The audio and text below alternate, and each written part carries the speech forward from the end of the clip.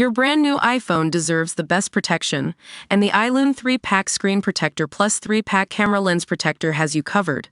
Don't take risks with your iPhone. Click the link in the video description to shop now on Amazon. What's up, Drama Drop fam? Today we're diving into a story that'll leave you shaken to your core. I'm talking about Tray Chaney, the talented actor from HBO's The Wire, and his son who's fighting for his life after an unimaginable tragedy.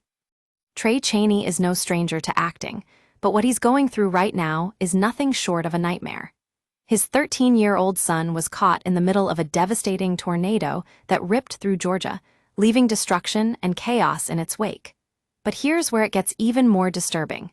The kid was thrown 300 feet into the air by the sheer force of the storm. Can you even imagine being lifted out of your bed and tossed around like a rag doll? That's what happened to Tray Chaney's son, who's now fighting for his life in critical condition. The drama is real, Drama Drop fam, and it's not just about this one family, it's about the countless others affected by tornadoes every year. We've got to give it up for the first responders who rush to the scene to help in any way they can.